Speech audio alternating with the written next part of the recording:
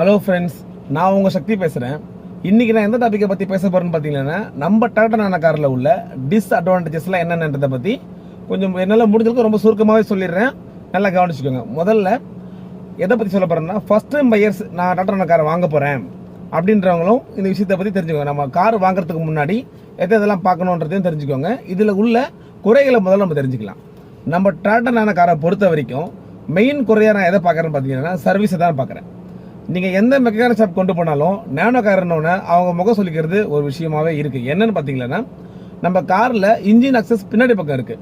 பின்னாடி பக்கம் இருக்கிறதுன்றதுனால காரை அவங்களால அக்சஸ் பண்ணுறதுக்கு பின்னாடி உள்ள ஓப்பன் டெயில் கிட்ட இருந்தால் டிக்கி திறக்கிற மாதிரி தான் திறந்துட்டு அதுக்கப்புறமா உள்ள அந்த 8 ஸ்க்ரூவை கழட்டி அதுக்கப்புறமா அக்சஸ் பண்ணணும். அந்த அக்சஸ் பண்ணுற சைஸும் கொஞ்சம் சின்னதாக இருக்கும்ன்றதுனால அவங்க யோசிக்கிறாங்க. இதுவே க்ளோஸ் டெயில் கிட்ட இருந்தால் சீட்டெல்லாம் கழட்டிட்டு அதுக்கப்புறம் ஓப்பன் பண்ணி பார்க்கணுன்றதுனாலையும் அவங்க நிறையவே யோசிக்கிறாங்க. அதுக்கப்புறமா வண்டியோட சர்வீஸ், ஸ்பேர் பார்ட்ஸ்லாம் நீங்கள் வாங்கணும் போது பொதுவாக நிறைய கடையில் நானோக்கு ஸ்பேர்ஸே இல்லைன்னு சொல்லிடுவாங்க. பெரிய பஜாரில் போனால் மட்டும்தான் கிடைக்கும். அதுவும் இந்த ஓஸ் பைப்ஸு வேறு எதுனா ஒரு சின்ன சின்ன பொருளுங்களாம் வாங்கணும்னா நீங்கள் ரொம்ப கஷ்டப்படுற மாதிரி இருக்கும். கிடைக்காது. நீங்கள் ஆர்டர் போட்டிங்களன்னா 10லேருந்து 15 நாளுக்கு மேலே வெயிட் பண்ணி வாங்குற மாதிரி இருக்கும். பார்த்துக்குங்க. அப்புறம் உங்களுக்கு உடனே வேணும்னு நீங்கள் நினச்சிக்கலன்னா பழைய மார்க்கெட்டில் போயிட்டு, இப்போ நான் இங்கே சென்னையில் இருக்கிறதுனால நான் வந்து புதுப்பேட்டை போவேன், அங்கே கார் மார்க்கெட் இருக்கும், இல்லை ஜிஏ ரோட்டில் போயிட்டு தேடி தான் கொண்டு வந்து ஸ்பேர்ஸ்லாம் போடுறேன். சரிங்களா? அதனால் மெக்கானிக் ரெஸ்பான்ஸ் ரொம்ப கம்மி, ஸ்பேர் பார்ட்ஸ் அவைலபிலிட்டி ரொம்ப ரொம்ப கம்மி. இதனால் நீங்கள் பார்த்துக்கணும். இன்னொரு விஷயம், நீங்கள் வந்து நானோவை செகண்ட் ஹேண்டில் வாங்குறீங்க, அப்படி தான் செகண்ட் ஹேண்டாக தான் வாங்க முடியும். செகண்ட் ஹேண்டில் வாங்கும்போது முடிஞ்ச அளவுக்கு 2015க்கு மேலே ஜென்எக்ஸ் வேரியண்ட் எடுக்கிறது சிறந்ததாக இருக்கும். அதுக்கப்புறமா நீங்கள் எதனால நான் ஜென்எக்ஸ் இருக்குன்னு சொல்கிறேன்னா, கடைசியாக மேனுஃபேக்சரிங் செய்யப்பட்ட கடைசி 4 வருடங்களுக்கு உள்ள வண்டி நீங்கள் எடுத்தீங்களன்னா ஓரளவுக்கு உங்களுக்கு எந்த ஒரு பிரச்சனையும் தராமல் ஈஸியாக போகும். அதுக்கப்புறமா இதில் ஒரு மித்த ஒன்று சொல்கிறேன் கேளுங்க. நம்ம காரை வாங்கின உடனே எல்லாம் சொல்கிறது என்னென்னா, நாங்கள் வந்து 2 வீலருக்கு பதிலாக 4 வீலர் நானாவே எடுத்து ஓட்டிடலாமே அப்படின்னு நிறைய பேர் சொல்கிறாங்க. இன்னொரு விஷயம் என்னென்னு பார்த்தீங்கன்னா, பைக்கில் வர மைலேஜ் நம்ம நானில் கொடுத்துரும், 26 கொடுக்கும், 27 கொடுக்கும், எனக்கு 30 கொடுக்குன்னு சொல்கிறாங்க. அதெல்லாம் மிகப்பெரிய அதெல்லாம் கொடுக்கவே கொடுக்காது. நீங்கள் கார் எடுத்து ஓட்டணும்னு சொல்லி கண்டிப்பாக ஏசி போட்டு தான் ஓட்டுவீங்க. ஏசி போட்டு ஓட்டுனீங்களா அதிகபட்சமாகவே 20லேருந்து 21 ஹைவேல கிடைக்கும்.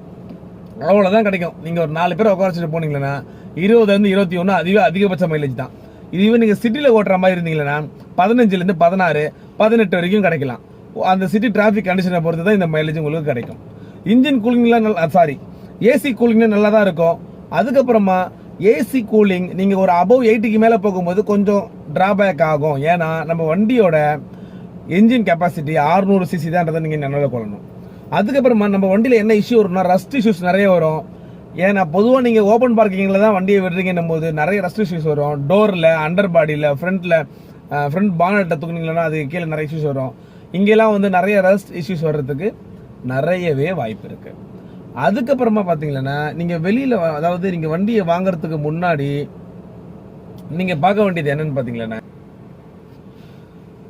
அதுக்கப்புறமா நீங்கள் நானோ கார் எடுத்து நீங்கள் ஹைவே டிரைவிங்லாம் நான் போவேன்னீங்கன்னா அது உங்களுக்கு செட் ஆகாது. நீங்கள் அக்கேஷனலாக எப்போனா ஒரு தடவை 2 தடவை போகிற மாதிரி தான் செட் ஆகுமே தவிர, நானோ காரில் நான் ஹைவேக்கெலாம் யூஸ் பண்ணுவேன்னா அதுக்கு செட் ஆகாது. உங்களுக்கு சிட்டியில் கமிட் பண்ணுறதுக்கு வேணால் இது சரியாக இருக்கும். சரிங்களா? அதுக்கப்புறம் வண்டியில் நீங்கள் 80க்கு மேலே போகிறது கொஞ்சம் கஷ்டம். அதாவது கஷ்டம் மீன்ஸ் என்னென்னா, வண்டி 110 வரைக்கும் போகும். நீங்கள் 80க்கு மேலே போனீங்கன்னா உங்களுக்கு ஹேண்டில் பண்ணுறது கொஞ்சம் கஷ்டமாக இருக்கும். அப்போ உங்களுக்கு பாடி ரோல் ஏற்படும். சரிங்களா? இதெல்லாம் நீங்கள் கவனிச்சிக்கணும்.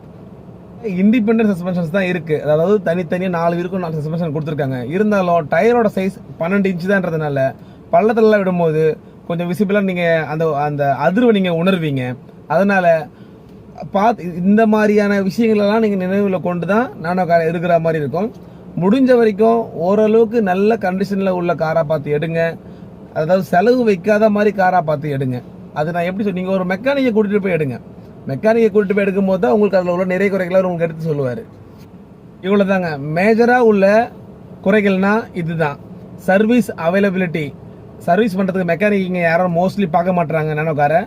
அடுத்தது என்னென்னு பார்த்தீங்கன்னா, இதுக்கான ஸ்பேர் பார்ட்ஸ் கிடைக்கிறது ரொம்ப ரொம்ப ரேராக இருக்குது. நிறைய, ஏன்னா வண்டியை டிஸ்கண்டினியூ பண்ணிட்ட காரணத்தினால நம்ம பொருள் ரொம்ப தேடி அலைஞ்சி போடுற மாதிரி இருக்கும். அதுக்கப்புறமா வண்டியில் ரஸ்ட் இஷ்யூஸ் நிறைய வரும். அதை நீங்கள் பார்த்துக்கணும். மைலேஜ் நீங்கள் நினைக்கிற மாதிரி 30லாம் கிடைக்காது. 18லேருந்து 21 வரைக்கும் தான் கிடைக்கும். அதாவது இது மிக்ஸாக சொல்கிறேன் நான். அதாவது சிட்டி ரைடும் இல்லை அக்கேஷனலாக போகிற லாங் ரைடும் சேர்த்து தான் சொல்கிறேன். 18லேருந்து 20 வரைக்கும் தான் கிடைக்கும். இதெல்லாம் நீங்கள் நினைவில் கொள்ளணும். இதெல்லாம் பார்த்து நீங்கள் வண்டி எடுக்கலாம். அதே மாதிரி வண்டி நினச்சோன்னு அமுக்கணுன்னு பறக்கன்ற மாதிரிலாம் வண்டி போகாது. வண்டி வந்து ஒரு பைக்குக்கு மாற்றா மலையில் நனையாமல் போகிறதுக்கு ரத்தன் டாட்டாவோட கனவு வாகனமாக இருக்குது. ஏன்னா இது நம்ம ஸ்டாப் பண்ணிட்டாங்கன்ற காரணத்தினால தான் வண்டியில் இவ்வளோ டிஸ்அட்வான்டேஜஸ் இருக்குது. கொடுக்குற காசுக்கு ஏற்ற மாதிரி அவங்க முடிஞ்ச அளவுக்கு அந்த பீரியடிக் டைமில் அதை செஞ்சுருக்காங்க. இதெல்லாம் நீங்கள் இப்போ உள்ள காலகட்டத்தில் இந்த வண்டி நீங்கள் வாங்கும்போது இதெல்லாம் கவனத்தில் வச்சு தான் வாங்கணும். வண்டியில் என்ன சொல்கிறது, ஏபிஎஸ் இபிடின்லாம் எதுவுமே இருக்காது, சரிங்களா? வண்டியில் ஏர் பேக்கும் இருக்காது. இதெல்லாம் பார்த்துக்கணும். டிஸ்க் பிரேக்லாம் கிடையாது, ட்ரம் பிரேக் தான். இதெல்லாம் நீங்கள் நினைவில் வச்சுக்கணும். வண்டியில் பிரேக்கிங்கும் கொஞ்சம் சுமாராக தான் இருக்கும். இதெல்லாம் நீங்கள் பார்த்துட்டு தான் நீங்கள் வண்டியை வாங்குற மாதிரி இருக்கும். Okay, thank you friends. அடுத்த வீடியோவில் சந்திப்போம். இந்த வீடியோ லைக் பண்ணுங்கள், ஷேர் பண்ணுங்கள், சப்ஸ்கிரைப் பண்ணுங்கள்.